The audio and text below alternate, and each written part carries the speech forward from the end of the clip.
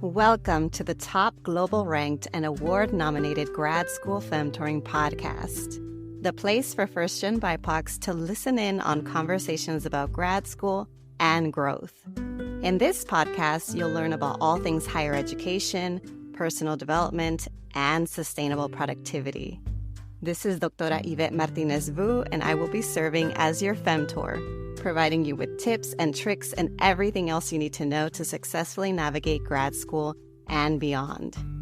For over 14 years, I've been empowering first-gen students of color along their personal and professional journeys, and I'm really excited to support you too.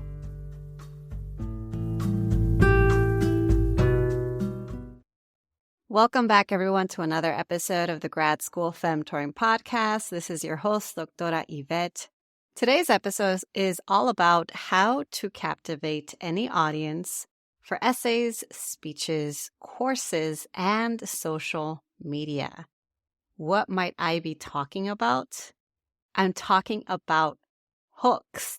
Yes, I'm not sure if you know what I'm talking about when I say the word hook. When I say hook or hooks, I'm referring to an opening line or statement or question or an anecdote that you give in different settings, scenarios, contexts that will pique someone's attention, that will grab their interest, that will keep them wanting more. That's what I'm talking about today. Before we get started, I wanted to share just a little bit of a reflection on last week. So in case you missed last week's episodes, I had an episode where I reflected on my book launch. My book is Grad School for Me, Demystifying the Application Process for First-Gen BIPOC Students, came out on April 16th. That same day, I held a virtual book launch party where I invited lots of people who have been part of my grad school femtoring journey, from former folks who I've mentored back when I was a graduate student and they were undergrads and they now have PhDs too, to folks who I've recently met and connected with who aren't even in the higher ed space but who wanted to support my work, to any folks in between. I invited some of my podcast guests. I invited my former students. I invited my former colleagues. I invited new colleagues, new friends. A bunch of folks got invited. And it was just such a beautiful, beautiful moment. And it was also really exciting to find out that the book was the #1 new release in the grad school guides category on Amazon. So that's a really nice highlight because it's something that's hard to do. It's really hard to get to the top of a bestseller list unless you have a big budget and or a big team and or a lot of capacity to just be hustling 24/7 to market your book. And I don't have any of those things. I have the supportive community in that I've got a co-author. I've had some folks, willing to share about the book, and I have my platforms, and I do what I can within my energy levels, within, what I'm capable of every single day. But we haven't gone, all out of spending thousands of dollars on marketing or of having this huge team behind us or of really like going 100% and diving all in and dedicating all of our time and energy to it. We haven't. We have other responsibilities too, particularly the things that pay our bills, and marketing our book, unfortunately, is not one of those things. And despite that, I still have felt this overwhelming feeling of support and love from our community. So I just want to thank you all, to everybody, no matter what step you have played, from listening to my podcast to ordering the book to requesting it at your local library to, sharing a picture of the book on social media. Actually, if you have a copy of the book, please take a selfie with it, share it on social media. Send it to me if you're comfortable with me reposting it. I would love, love, love to keep spreading the word that way. And another ask that I have, just to be, completely open and honest and transparent, is we would love to have y'all leave reviews of the book on Amazon and on Goodreads. It's one of those things, again, I'm not trying to go for vanity metrics, but it helps for people to know the impact that the book is having by you sharing that publicly on these two sites, on Amazon and on Goodreads. So if you bought the book, if you started reading it, if you find that it's as impactful as we think it will be, please, please leave a review. Don't even worry about whether or not you have finished the book. Just from what you've read, even if it was the first 10 pages, leave a review and let me know that you left a review, okay? Send me a screenshot or send me a quick email or send me a DM on Instagram or LinkedIn, and I will make sure to follow up. So there's that. Another update that you may have noticed is that I recently accepted an invitation to be part of a podcasting network. It's called the Boundless Audio Podcasters Network.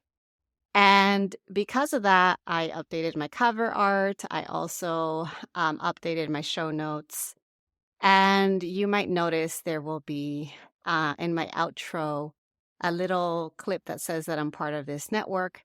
The reason I decided to accept this invitation is because this year I told myself that it's my year of flourishing. It's my year of floreciendo. That's the word on my vision board, florecer.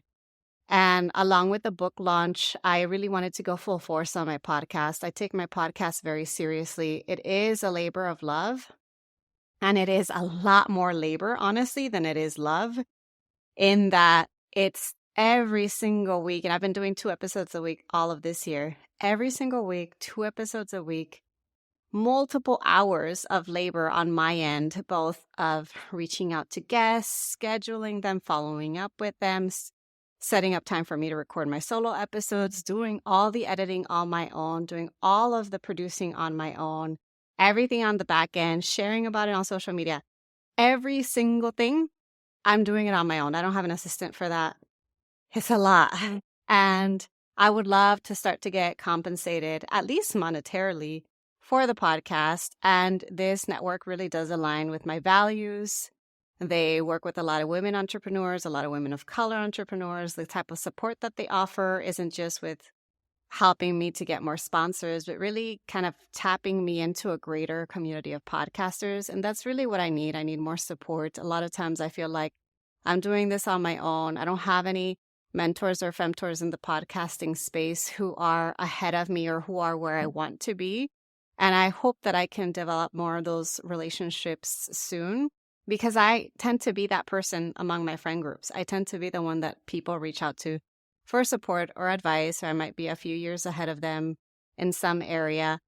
And I would love to have that kind of support too. So just a heads up, don't be surprised if you notice anywhere where it says something that I'm part of a podcasting network. And the great thing is that I remain committed to my values and my ethics, and I get to have full autonomy with my podcast. Nothing's going to change to that end.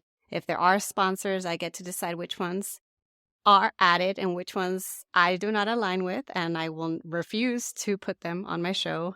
No amount of money is going to have me compromise what matters most to me. So I really do care about my audience, and I want to be intentional about what you all listen or what you all hear about through the podcast. And if I think that any potential ad or sponsor could be harmful, I'm not going to include that. So that's my take on that.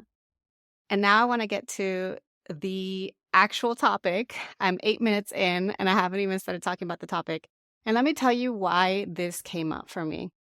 Because, one of the things that I do a lot is grad school admissions coaching and consulting. And with the grad school admissions part of it, I help students with giving them feedback and helping them to revise their grad school admissions essays. And a big part of that process is helping students uncover their stories, figure out, okay, what is the thing that makes you tick? And what are these formative moments that help you to arrive here? And using that combination of the storytelling, really getting to know themselves, personal development side of things, along with knowing how to craft a strong essay and the writing skill that's involved to do that, we co-create a hook. So I'll have them talk about, okay, so what are the things that are coming up for you? What are important formative moments for you? Is this something you're comfortable sharing on an essay?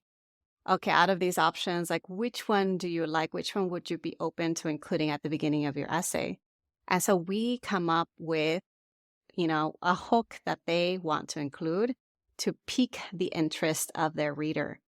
And a lot of times, this is something that students don't realize that they have to include. Like they know, okay, I need to talk about my previous research and professional experience. I need to talk about what I want to study in grad school. But they don't think about, I need to figure out how does this all fit into the larger narrative and trajectory of my story in life? And writing a powerful hook can help to convince your reader that it makes sense why you're even applying to this program right from the first few lines. That's powerful.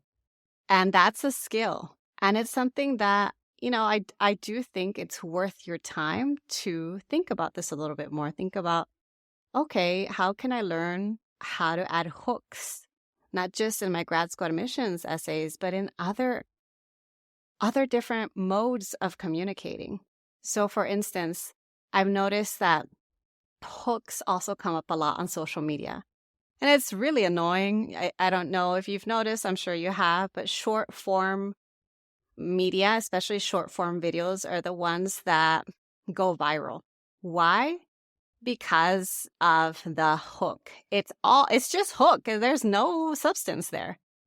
If you watch and if you're doom scrolling on your any kind of, whether it's Instagram, TikTok, social media account, it's the under 10-second videos that perform the best. Even recently, I'm not one to use a lot of reels or short form videos typically, but I've started to use a couple more as I've been sharing more about the book to try to, get more interest.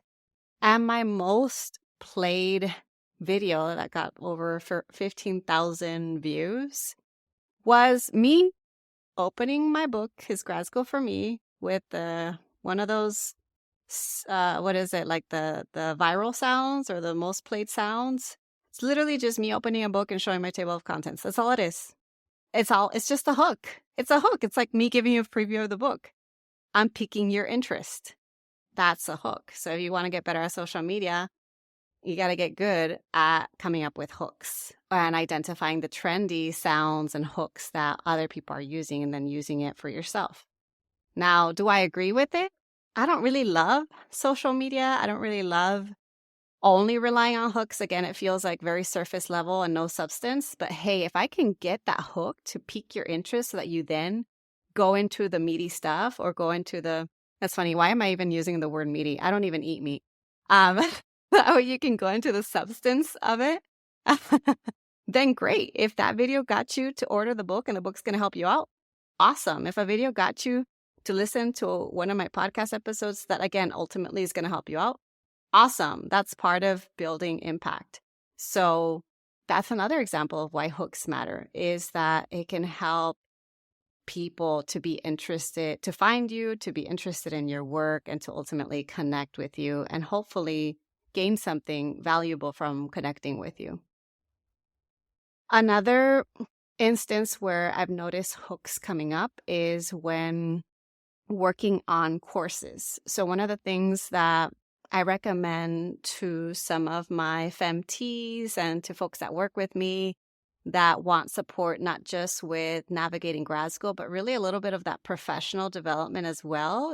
Especially I've been hearing from more grad students who are either thinking of leaving higher ed or just want to know what their options are and want to prepare for having multiple options.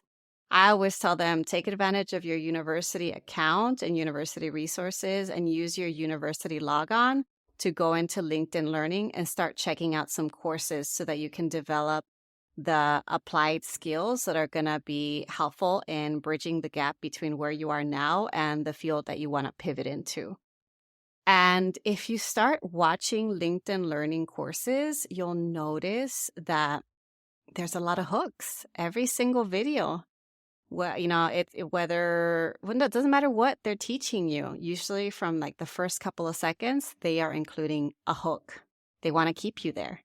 And it's something that I'm learning because I myself am working on a course. I don't know where it's going to be published. I'm not allowed to say, even if I knew. I had to sign an NDA for it.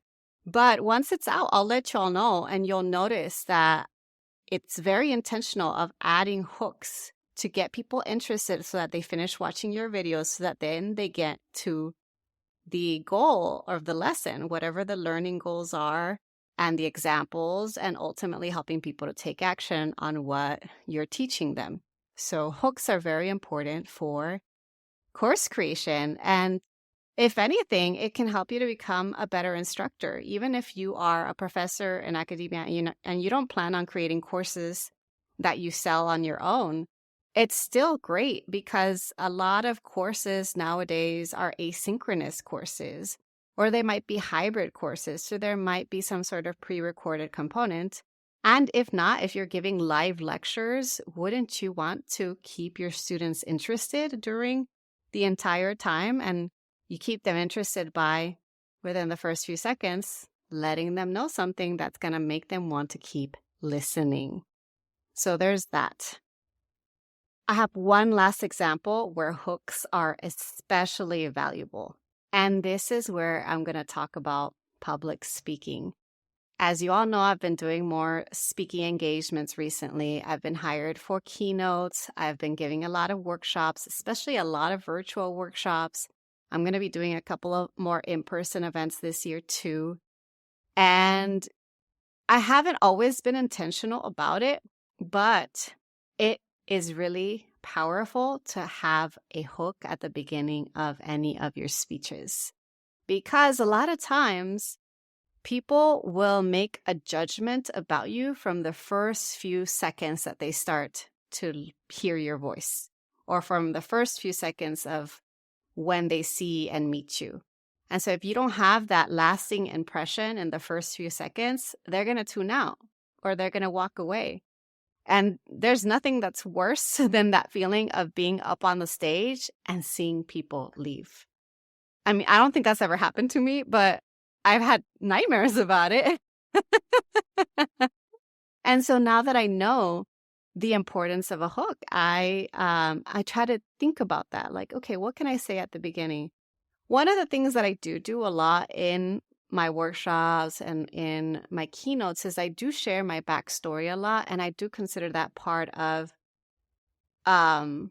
storytelling and less part of a hook. It's less of a hook, although it does come at the beginning of my public speaking of, whatever it is, whether it's a workshop or a keynote or a panel, you name it. I do like to talk a little bit more about my backstory, but I know that I could make my speeches even more impactful by starting out with a hook. And I'm trying to be more mindful about that, about, okay, how can I come up with a hook that is really going to draw people in, that is really going to be impactful, that is going to keep people wanting more. So that's it. This is not an episode on how to create the best hook. I'm still learning that process for myself. But if you are interested, just think about it as, this is an opening statement. This can be an opening question. This can be an anecdote. Just anything that you share, the first couple of lines in whatever medium you're using to grab someone's attention. So it doesn't have to be too complicated. It's just thinking about what can I do or say or share at the beginning of whatever I'm doing so that folks don't get bored and don't walk away. That's it for today's episode. I hope you found it helpful, and I will talk to you all next time.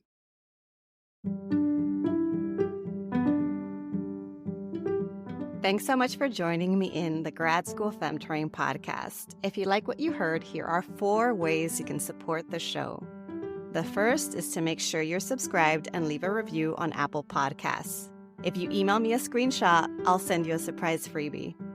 The second way is to get your copy of my free Grad School Femtoring Resource Kit, which includes essential information to prepare for and navigate grad school. You can access it at the link in today's show notes. The third way to support my show is to follow me on social media. You can find me on Instagram with the handle @GradSchoolFemtoring and on LinkedIn by searching my name. The last way to show your love is to order a copy of Is Grad School for Me, my graduate school admissions book for first-gen BIPOCs. Thanks again for listening, and until next time.